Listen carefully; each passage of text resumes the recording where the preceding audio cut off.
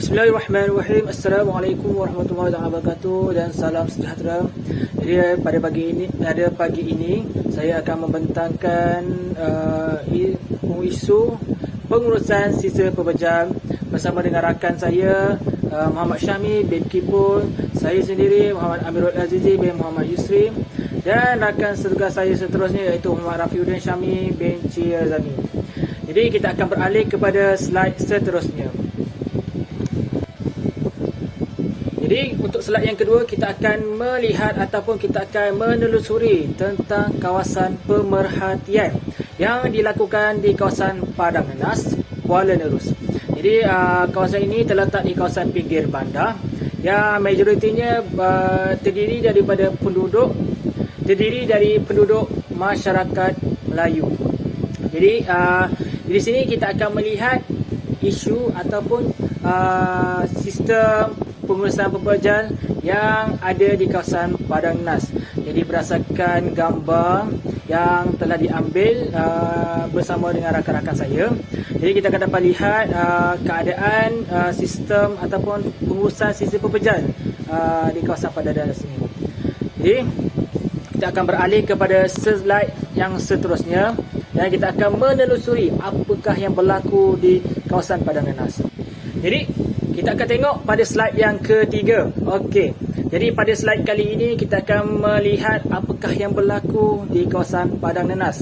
Jadi setelah melakukan tinjauan dan pemerhatian yang cukup mendalam, jadi kita akan lihat antara isu ataupun perkara-perkara yang terjadi yang berlaku di sistem pengurusan pepejal di kawasan Padang Nanas ialah yang pertama sekali, pengurusan sisa pepejal di kawasan tersebut yang tidak memuaskan. Jadi berdasarkan gambar yang pertama pada sebelah kanan slide, kita akan tengok sisa-sisa sampah yang bertaburan dan berselerakkan akibat sistem pengurusan yang tidak memuaskan dan tidak baik. Jadi itu adalah isu yang pertama yang kita akan lihat dan akan kita kaji pada pembentangan kali ini. Kemudian yang kedua, kita juga dapat melihat sampah sarap berselerakkan. Jadi untuk pengetahuan kepada pendengar,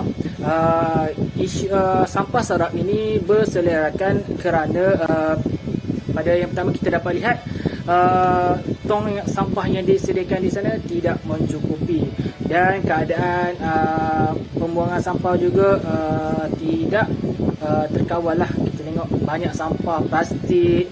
Umumnya plastik kita dapat lihat bertebaran sehingga kan ada yang jatuh di kawasan longkang. Kemudian yang terakhir iaitu sampah sarap terbiar terlalu lama. Jadi di kawasan Padang Nanas ini juga kita dapat lihat sistem pengurusannya mengambil masa terlalu lama untuk mengangkut sampah yang berada di kawasan tapak pembuangan. Jadi disebabkan pengurusan yang terlalu lama ataupun tempoh masa yang lama untuk mengambil sampah tersebut, jadi nonggokkan sampah bertimbunan menyebabkan sampah terlalu banyak hingga melimpahi kawasan tapak pembuangan. Jadi kita akan beralih kepada slide yang seterusnya yang akan membincangkan tentang punca-punca kejadian isu pengurusan sisa pepejal ini berlaku. Jadi saya serahkan kepada rakan saya seterusnya. Baiklah, seterusnya kita pergi pula kepada punca isu berlakunya masalah pengurusan sisa pepejal di kawasan Padang Nanas. Okey, di sini kami ada senaraikan 5 punca ataupun 5 faktor yang menyebabkan berlakunya isu pengurusan sisa pepejal di kawasan tersebut. Antara punca yang telah kami senaraikan ialah merangkumi faktor sosioekonomi, pertambahan jumlah penduduk, sikap masyarakat, agensi pengurusan sisa pepejal yang bermasalah dan juga pengutipan sisa dan sampah yang tidak sistematik. Baiklah, kita pergi dulu kepada punca ataupun faktor yang pertama, iaitu faktor sosioekonomi. Faktor sosioekonomi dan gaya hidup penduduk setempat menjadi salah satu punca isu pengurusan sisa pepejal di kawasan tersebut. Hal ini demikian kerana kebanyakan penduduk di lokasi tersebut memiliki pendapatan di tahap sederhana tinggi dan memiliki taraf hidup yang semakin meningkat, terutamanya yang tinggal di kawasan bandar. Majoriti keluarga di Malaysia mempunyai rumah kediaman sendiri berikutan dengan lambakan rumah mampu milik yang dibina oleh para pemaju perumahan. Apabila terdapat banyak kediaman berpenghuni di sesebuah lokasi, maka penghasilan sisa pepejal domestik juga akan bertambah. Secara puratanya, komposisi sisa pepejal isi rumah di Malaysia ialah 45% bagi sisa makanan, 24% bagi plastik, 7% bagi kertas, 6% bagi logam dan 3% kaca dan lain-lain. Selebihnya ialah sebanyak 15%. Komposisi sisa buangan pepejal tersebut dijana hasil daripada aktiviti harian yang merangkumi kediaman, perniagaan, institusi dan tempat rekreasi yang dirancang dan tidak dirancang seperti rumah-rumah setinggan dan sebagainya. Di samping itu, gaya hidup masyarakat yang suka membazir juga menyebabkan pertambahan sisa pepejal di sesebuah lokasi perumahan. Hal ini demikian kerana masyarakat kini lebih gemar membuang bekas yang telah habis digunakan berbanding mengitar semula ataupun menggunakan semula barang yang telah habis digunakan tersebut. Selain itu juga, bilangan suri rumah sepenuh masa yang semakin berkurang juga menyumbang kepada pertambahan sisa pepejal kerana mereka tidak mempunyai masa untuk mengasingkan sisa pepejal di rumah masing-masing. Hal ini demikian kerana purata kaum wanita yang berpendidikan tinggi dan mempunyai kerjaya sendiri semakin meningkat. Justru hal ini telah menyebabkan mereka sukar untuk meluangkan masa untuk menguruskan sisa pepejal di rumah dan hanya membuang segala sisa barang yang telah habis digunakan begitu sahaja. Baiklah, seterusnya, faktor pertambahan jumlah penduduk. Hasil pemerhatian dan analisis yang dilakukan terhadap isu pengurusan sisa pepejal yang semakin meruncing ini adalah berpunca daripada pertambahan jumlah penduduk di kawasan tersebut. Kami mendapati bahawa jumlah penduduk yang semakin bertambah telah menyumbang kepada penghasilan sisa pepejal yang lebih banyak.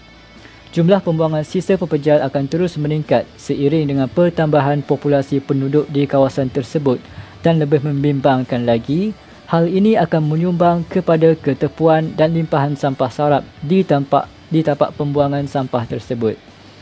Jika dikira dengan jumlah penduduk di kawasan tersebut, sememangnya faktor pertambahan penduduk menjadi salah satu punca yang terbesar dalam penjanaan sisa pepejal di kawasan padang nenas.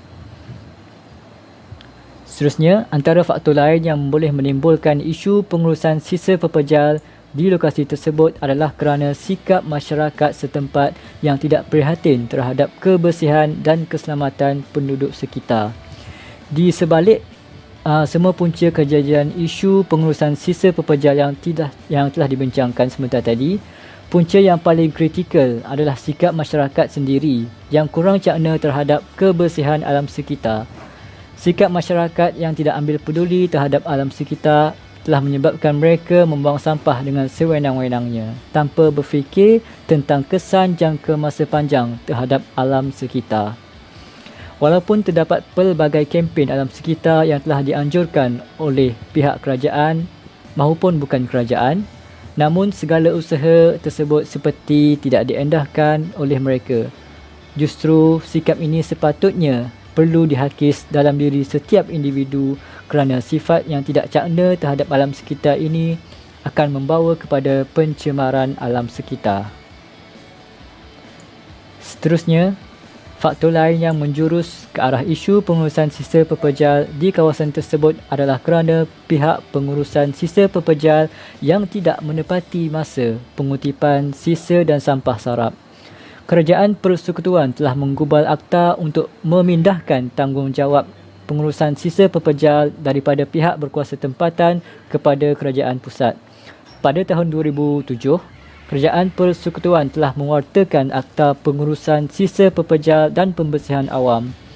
Namun begitu, masalah lembakan sisa pepejal masih berlaku apabila terdapat beberapa syarikat swasta yang bertanggungjawab melakukan kutipan sisa pepejal dan bahan buangan di kawasan perumahan tersebut telah gagal menjalankan tugas mereka mengikut jadual yang telah ditetapkan. Contohnya, sisa pepejal di kawasan perumahan tersebut lambat dikutip oleh pihak berkenaan dan telah menyebabkan sisa pepejal semakin bertambah serta berselerakkan di kaki jalan sehingga menghalang laluan kenderaan di kawasan tersebut. Hal ini secara tidak langsung telah memberi kesan yang buruk terhadap alam sekitar dan juga imej negara. Baiklah, di samping itu, pengurusan sisa pepejal yang tidak sistematik juga menjadi salah satu punca ataupun faktor yang menyebabkan isu pengurusan sisa pepejal ini timbul di lokasi tersebut. Secara umumnya, kita mengetahui bahawa kebanyakan sisa pepejal akan memberi kesan yang negatif terhadap alam sekitar. Pencemaran dari sisa pepejal terjadi akibat daripada pengurusan sisa pepejal yang tidak sistematik dan efisien. Perkara ini merangkumi kaedah pengurusan sisa pepejal yang tidak mampan yang menjejaskan dan menjadi ancaman terhadap alam sekitar secara langsung. Sebagai contohnya, kaedah pengurusan bahan buangan secara open dumping yang merupakan suatu kaedah konvensional yang dilaksanakan secara meluas di seluruh Malaysia dan masih lagi dipraktikkan sehingga kini. Kaedah open dumping merujuk kepada kaedah di mana semua sisa pepejal yang telah dikutip daripada rumah dan bangunan akan dilepaskan atau dibuang di suatu kawasan pelupusan sampah secara terbuka. Secara logiknya, kaedah ini adalah tidak efisien kerana boleh membawa kepada pencemaran bau serta menyebabkan pembiakan serangga dan makhluk perosak seperti tikus yang boleh menimbulkan pelbagai penyakit yang berbahaya. Justru pihak pengurusan sisa pepejal di kawasan tersebut perlulah meneliti semula dan menepati jadual pemungutan sisa pepejal di kawasan tersebut agar isu ini tidak berlaku limpahan sampah sarap di kaki jalan. Baiklah, seterusnya kita pergi kepada kesan isu pengurusan sisa pepejal. Seperti yang telah kita bincangkan sebentar tadi, setiap punca yang menyebabkan isu ini berlaku akan memberi kesan yang negatif kepada penduduk di lokasi tersebut. Jadi mari kita bincangkan 5 kesan isu pengurusan sisa pepejal di kawasan Padang Nenas. Di sini kami menyenaraikan 5 kesan terhadap alam sekitar. Yang pertama, mengundang penyakit berbahaya. Yang kedua, kesan buruk terhadap persekitaran seperti udara. Yang ketiga, sistem longkang terjejas. Yang keempat, menjadi sarang haiwan perosak. Dan yang kelima, memanjangkan tempoh pengurusan sisa pepejal. Baiklah, kita pergi kepada kesan yang pertama, iaitu mengundang penyakit berbahaya. Pengurusan sisa pepejal yang tidak baik akan mengundang kepada penyakit yang berbahaya. Hal ini terjadi apabila sampah sarap yang terkandung dengan sisa makanan akan menjadi tumpuan dan sasaran bagi pelbagai jenis binatang seperti lembu dan monyet, khususnya lalat. Secara umumnya, kehadiran sisa makanan di tempat pembuangan sampah akan mengundang kehadiran lalat. Justru, lalat akan hinggap ke atas sisa makanan untuk mendapatkan makanan dan bertelur. Beberapa hari kemudian, akan muncul ulat-ulat sampah yang akan menghuni sampah-sampah tersebut. Hal ini jelas akan mengundang pelbagai jenis penyakit berbahaya yang mampu meragut nyawa. Antara penyakit yang boleh menjadi bawaan lalat ialah demam kepialu, taun ataupun kolera, disentri dan konjungtivitis epidemik. Selain itu, sampah sarap yang terdiri daripada benda-benda tajam seperti pecahan kaca dan potongan tin juga akan menjadi tempat pembuangan sampah menjadikan tempat pembuangan sampah tersebut menjadi kotor dan berbahaya kepada penduduk setempat. Selain itu, sisa sampah sarap yang bertimbun akan memberikan kesan buruk kepada persekitaran, khususnya pengudaraan di kawasan tersebut. Hal ini terjadi apabila sampah sarap yang dibiarkan secara lama dan tidak terurus akan mengeluarkan bau yang amat busuk. Akibatnya, kawasan tersebut mengalami pencemaran udara yang akhirnya akan mengganggu penduduk di kawasan tersebut. Isu pengurusan sisa pepejal di kawasan kampung Padang Nenas juga amat sensitif.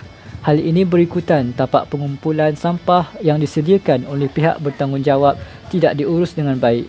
Lazimnya, setiap rumah akan menghasilkan secara purata 1.17 kilogram sampah setiap hari. Jumlah penghasilan sisa pepejal ini dijangka akan bertambah setiap tahun.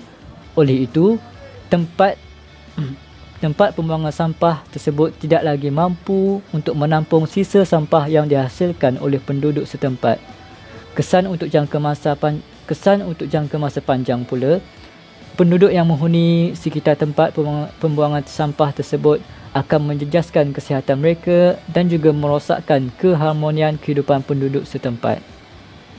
Seterusnya, isu pengurusan sisa pepejal di kawasan kampung Padang Nenas ini juga adalah mengenai keterlambatan pengumpulan sisa pepejal oleh pihak Alam Flora telah menyebabkan sampah sarap tersebut berkumpul di dalam longkang akibat dibawa arus air hujan. Secara umumnya kita mengetahui bahawa sampah sarap yang terkumpul di dalam longkang adalah merupakan hal yang tidak bagus. Hal ini demikian kerana sampah sarap tersebut akan menyebabkan longkang tersumbat dan mengganggu sistem pengaliran air longkang. Sampah sarap yang terkumpul juga lazimnya merupakan bahan plastik yang sukar untuk meruput. Sekiranya isu ini tidak dipandang berat dan tidak diatasi dengan segera, berkemungkinan besar bahawa kawasan tersebut akan mengalami banjir kilat yang hanya merugikan penduduk setempat disebabkan kealpaan mereka terhadap kepentingan pengurusan sisa pepejal yang baik, sekaligus telah menyebabkan pengurusan saliran longkang yang tidak baik. Seterusnya, sisa sampah sarap yang tidak diselenggara dengan baik juga akan menjadi sarang bagi haiwan-haiwan perosak seperti tikus dan lipas. Bekas-bekas plastik yang dibuang juga sering menjadi tempat takungan air hujan yang akhirnya akan menjadi tempat bagi pembiakan nyamuk. Baiklah, akhir sekali mengenai kesan isu pengurusan sisa pepejal, iaitu pengurusan sisa pepejal bagi kawasan tersebut didapati amatlah tidak memuaskan. Hal ini demikian kerana banyak sampah sarap yang berselerakkan di atas tanah dan tidak dibuang dengan baik di tempat yang sepatutnya. Tambahan pula, sampah sarap tersebut juga terlihat sudah lama dan bertimbun-timbun. Kawasan pembuangan sampah tersebut juga tidak diselenggara dengan baik. Hal ini dapat dilihat apabila kemudahan tong sampah yang disediakan tidak mencukupi, menyebabkan sampah banyak dan berselerakkan di kawasan sekitar jalan.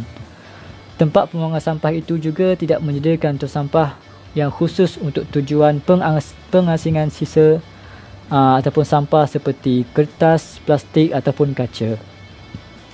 Oleh itu, penduduk di kawasan tersebut akan mengumpulkan pelbagai jenis sisa buangan sampah ke dalam satu beg plastik sampah sahaja.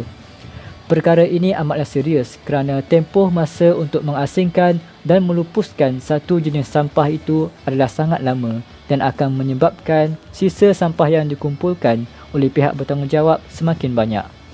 Kesannya, untuk jangka masa yang panjang, penduduk di kawasan Padang Nenas akan melihat suasana dan persekitaran tempat tinggal yang tidak lagi aman dan selamat untuk didiami oleh mereka. Hal ini demikian kerana wujudnya pelbagai ancaman kelestarian alam sekitar dan kesejahteraan penduduk setempat. Seterusnya, saya akan ceritakan tentang cadangan daripada pihak kami untuk menyelesaikan masalah ini. Kami ada menyediakan 5 peranan, iaitu peranan daripada keluarga, peranan daripada guru, peranan daripada pihak sekolah, peranan daripada masyarakat dan peranan daripada pihak kerajaan. Jom kita lihat satu persatu. Seterusnya, kita akan lihat peranan ibu bapa ataupun keluarga untuk menangani isu pengurusan sisa pepejal. Pertama sekali, ibu bapa perlu menggalakkan anak-anak untuk mengamalkan amalan kita semula. Macam mana nak menggalakkan? Kena buat aktiviti bersama anak-anak. Contohnya, kita ubah botol plastik kepada pasu bumi. Daripada situ kita dah menggalakkan anak-anak kita untuk mengamalkan amalan kita semula. Seterusnya kita kena juga menggalakkan anak-anak ni untuk mengasingkan sifat belajar. Contohnya yang boleh di kita semula, kita susun satu tempat. Yang perlu dibuang ataupun sisa makanan kita kumpulkan satu tempat. Sebab bila kita dah asingkan kita punya sisa pekerja tu, dia dah mempermudahkan urusan agensi yang nak mengutip sisa sampah-sampah tu ataupun bahan-bahan yang boleh di kita semula.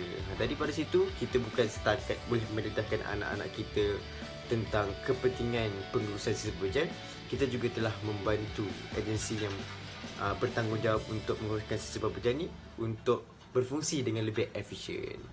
Itu saja untuk peranan ibu bapa. Kita lihat peranan yang seterusnya. Jom. Seterusnya kita akan lihat peranan guru untuk mengatasi isu yang berlaku di pada NAS ini.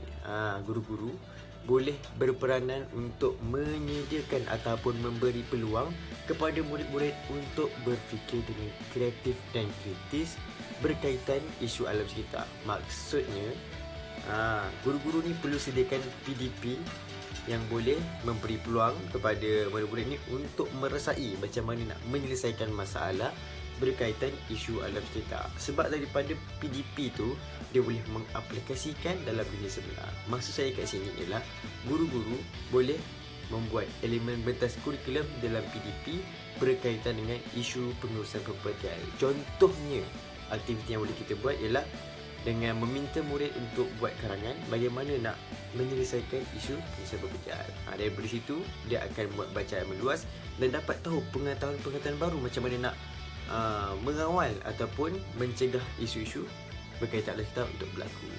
Itu saja peranan guru. Jom kita lihat bagaimana pula peranan sekolah. Apakah pula peranan pihak sekolah untuk mengatasi isu pengurusan pekerjaan di pada NAS ini? Antara peranan yang boleh dilaksanakan oleh pihak sekolah ialah dengan menganjurkan program-program berkaitan alam sekitar. Contohnya, pihak sekolah boleh menganjurkan Minggu Alam Sekitar. Dalam Minggu Alam Sekitar tu banyak aktiviti yang boleh kita laksanakan. Contohnya kita boleh buat aktiviti yang berkaitan dengan pengurusan sisa pekerjaan dalam bentuk permainan. Daripada situ kita boleh dedahkan kepada murid-murid berkaitan kepentingan pengurusan sisa pekerjaan. Itu peranan pihak sekolah, menganjurkan program berkaitan alam sekitar. Mudah. Masyarakat juga memainkan peranan yang penting untuk mengatasi isu masalah ini. Jadi apa yang boleh dibuat oleh masyarakat kita? Yang pertama, boleh menganjurkan aktiviti gotong royong. Contohnya lah yang di Padang Nas tu ada isu pengurusan pekerjaan. Kalau kita tengok sampah-sampah di situ terlalu teruk. Jadi kat sini mungkin masyarakat di kawasan tersebut boleh melaksanakan gotong royong untuk memastikan keadaan di kawasan tersebut kembali seperti sedia kala. Itu salah satu peranan yang boleh dibuat. Seterusnya, mungkin masyarakat tersebut boleh membuat satu poster panduan pengurusan sisa pekerjaan. Jadi bila ada orang luar ataupun orang daripada negeri lain yang nak membuang sampah di situ, ataupun masyarakat itu sendiri, dia boleh tahu cara nak membuang dengan betul, cara nak membuang sampah tu pada tempat yang betul, supaya tak adalah sampah-sampah tu bertaburan merata-rata. Itulah kepentingan poster. Jadi kat sini, apakah peranan masyarakat? Yang pertama, mengajukan aktiviti yang gotong royong. Yang kedua, menyediakan poster sebagai panduan. Sebab masyarakat Malaysia ni sebenarnya bukanlah seorang yang pengotor, tapi dia tak ada ilmu macam mana nak mengendalikan sisa pekerjaan dengan betul.